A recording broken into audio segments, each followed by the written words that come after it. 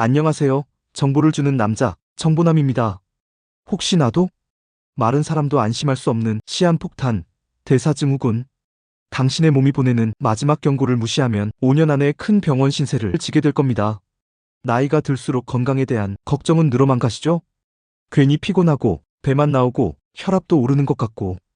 그런데 이 모든 증상들이 단순히 나이 탓이 아니라는 사실, 알고 계셨나요? 아무렇지 않게 넘겼던 사소한 변화들이 침묵의 살인자, 대사증후군의 경고일 수 있습니다.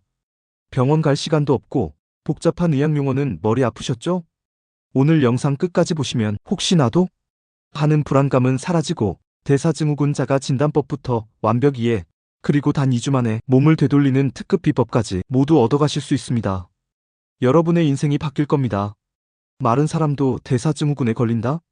많은 분들이 대사증후군은 뚱뚱한 사람만 걸리는 병이라고 생각하시죠? 절대 아닙니다.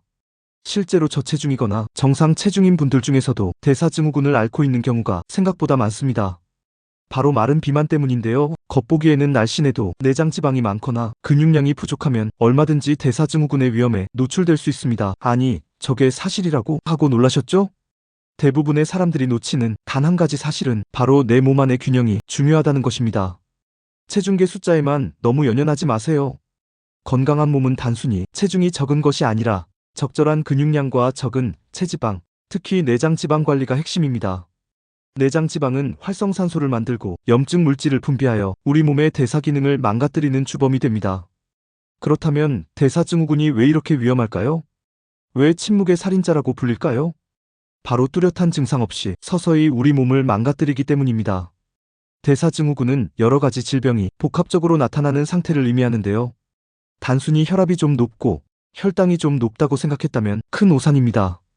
이 모든 요소들이 한꺼번에 나빠지면서 심혈관 질환 협심증, 심근경색 등 뇌졸중, 당뇨병, 지방간, 신장질환, 심지어 특정암, 대장암, 유방암 등, 그리고 치매의 발생 위험까지 2배 이상 높입니다.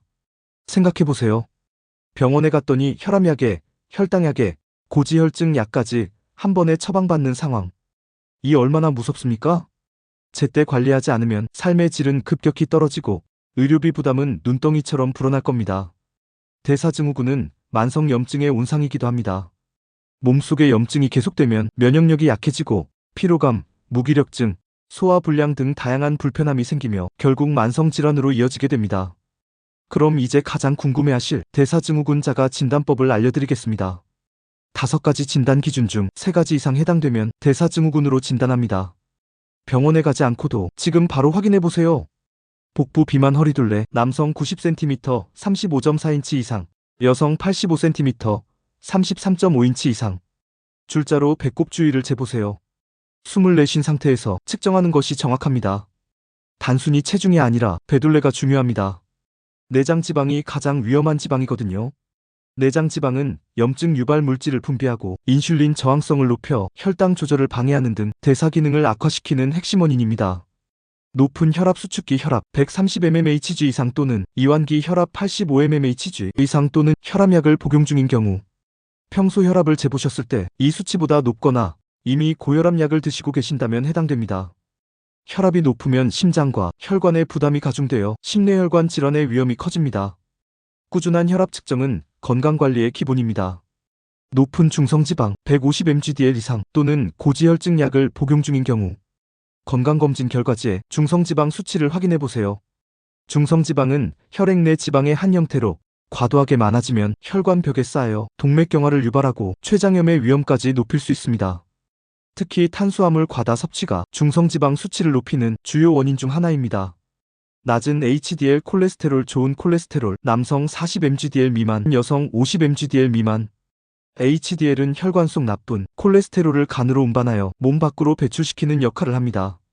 즉, 혈관을 깨끗하게 청소해주는 좋은 콜레스테롤입니다. 이 수치가 낮다는 것은 혈관 건강에 적신호가 켜졌다는 의미이며 심혈관 질환의 위험이 증가합니다. 규칙적인 운동과 건강한 식단이 HDL 수치를 높이는 데 도움이 됩니다. 높은 공복 혈당 100mgdl 이상 또는 당뇨병 약을 복용 중인 경우, 공복 상태에서 혈당을 쟀을 때 이 수치보다 높거나 이미 당뇨약을 드시고 계신다면 해당됩니다. 이 상태가 지속되면 인슐린 저항성이 심화되어 2형 당뇨병으로 진행될 가능성이 매우 높습니다. 초기에는 증상이 없어 방치하기 쉽지만 꾸준한 관리가 없으면 합병증 위험이 커집니다. 자, 몇 개나 해당되셨나요? 만약 3개 이상이라면 지금 당장 생활습관 개선에 들어가셔야 합니다. 늦었다고 생각할 때가 가장 빠릅니다.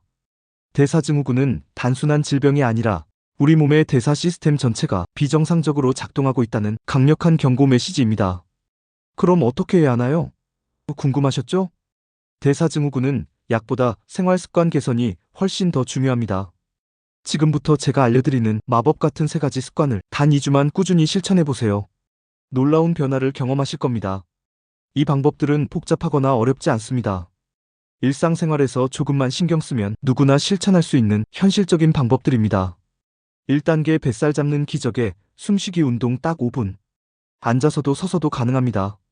편안하게 등을 펴고 앉거나 서세요. 한 손은 가슴에, 다른 한 손은 배꼽 아래 복부에 얹습니다. 코로 천천히 숨을 들이마시면서 배를 최대한 부풀립니다. 이때 가슴은 움직이지 않고 배만 볼록하게 나오도록 의식하세요. 마치 배 안에 풍선이 들어있어 부풀린다는 느낌으로 5초간 천천히 숨을 들이마십니다. 이때 갈비뼈가 옆으로도 살짝 벌어지는 것을 느껴보면 더욱 좋습니다. 다음은 입으로 후하고 길게 내쉬면서 배를 등 쪽으로 끌어당기듯이 완전히 홀쭉하게 만듭니다. 배꼽이 등에 닿는다는 느낌으로 최대한 쥐어짜듯 내뱉으세요. 5초간 천천히 숨을 내쉽니다. 이 복식 호흡을 하루에 딱 5분만 아침 저녁으로 2번 반복하세요. 이 간단한 호흡법은 내장 지방을 태우는 데 도움을 주고 핵심 코어 근육을 강화하여 허리둘레를 줄이는 데 탁월한 효과가 있습니다. 또한 부교감 신경을 자극하여 스트레스를 완화하고 장 운동을 활발하게 하여 변비 해소에도 도움이 됩니다. 꾸준히 하면 뱃살은 물론 마음의 평화까지 얻을 수 있습니다. 2단계 혈당 스파이크 막는 식사 순서 혁명. 많은 분들이 밥, 빵, 면 등 탄수화물 위주로 식사를 시작하고 그 다음 반찬을 드시죠? 그 순서를 바꾸는 것만으로도 식후 혈당이 급격히 오르는 것을 막고 혈당 관리에 엄청난 변화를 가져올 수 있습니다. 스텝 1 채소 섬유질. 식사를 하시기 전에 샐러드, 쌈채소, 나물 등 섬유질이 풍부한 채소를 먼저 충분히 드세요. 섬유질은 포만감을 주고 탄수화물의 소화 및 흡수 속도를 늦춰 혈당이 급격히 치솟는 것을 막아줍니다. 마치 혈당이 천천히 오르도록 브레이크를 걸어주는 것과 같습니다. 스텝 2 단백질. 그 다음으로 살코기, 생선, 두부, 계란 등 양질의 단백질을 드세요. 단백질은 포만감을 오래 유지시켜 과식을 막고 근육 유지 및 생성에 필수적입니다. 근육은 혈당을 소비하는 중요한 기관이므로 근육량이 많을수록 혈당 조절에 유리합니다. 스텝 3 탄수화물밥, 빵, 면. 마지막으로 탄수화물을 드세요. 이미 채소와 단백질로 어느 정도 포만감을 느꼈기 때문에 탄수화물 섭취량을 자연스럽게 줄일 수 있습니다.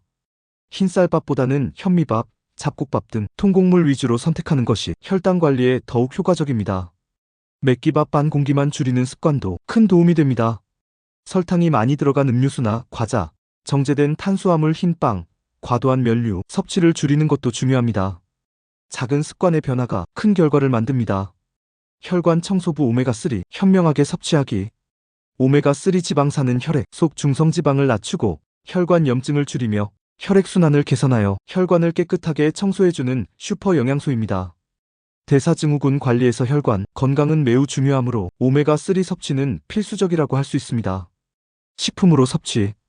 일주일에 2~3번 이상 고등어, 삼치, 연어, 꽁치 등 등푸른 생선을 충분히 드세요. 이들은 EPA와 DHA가 풍부하여 혈액 건강에 직접적인 도움을 줍니다. 식물성으로는 들기름, 아마씨유, 호두 등이 오메가3의 좋은 공급원이 됩니다. 하지만 식물성 오메가3 ALA는 체내에서 EPA와 DHA로 전환되는 효율이 낮으므로 동물성 섭취가 더 중요합니다. 음식을 통해 충분히 섭취하기 어렵다면 품질 좋은 오메가3 영양제를 고려해보세요. 식물성보다는 동물성 오메가3, EPA와 DHA 함량이 높은 제품을 선택하세요. 흡수율이 높고 순도가 높은 RTG 형태의 오메가3를 추천합니다.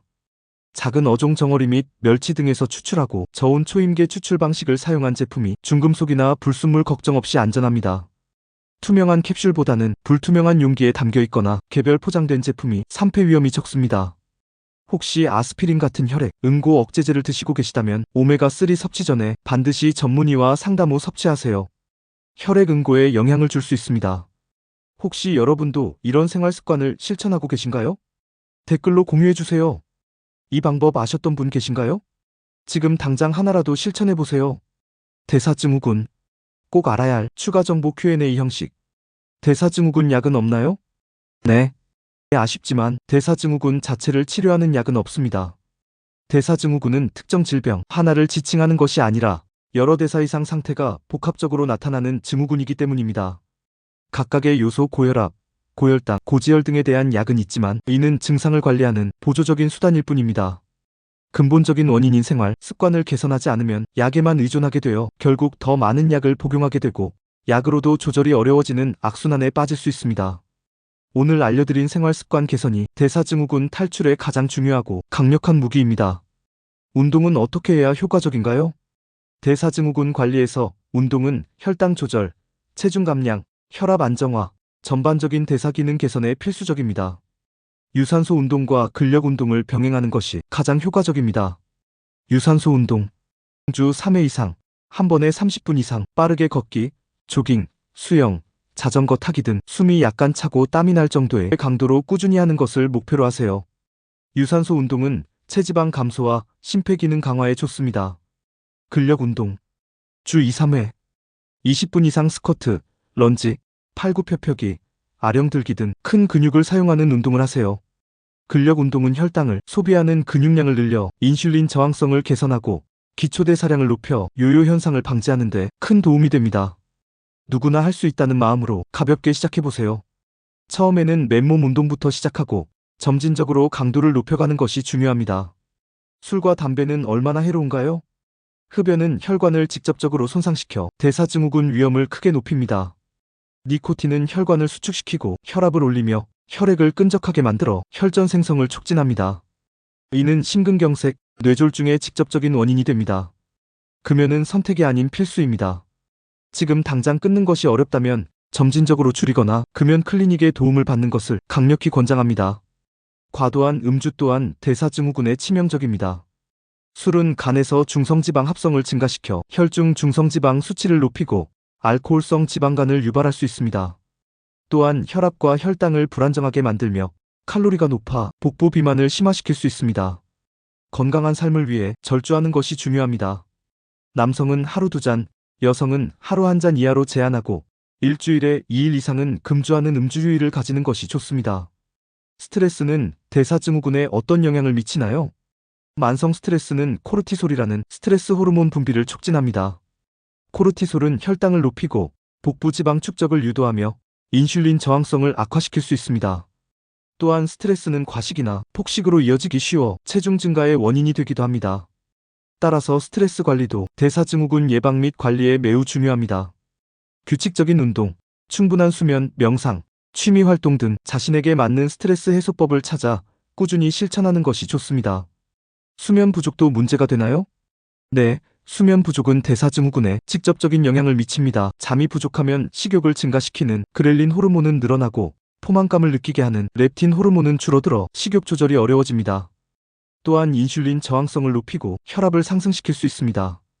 하루 7-8시간에 충분하고 질 좋은 수면은 대사 기능을 정상화하고 호르몬 균형을 유지하는 데 매우 중요합니다.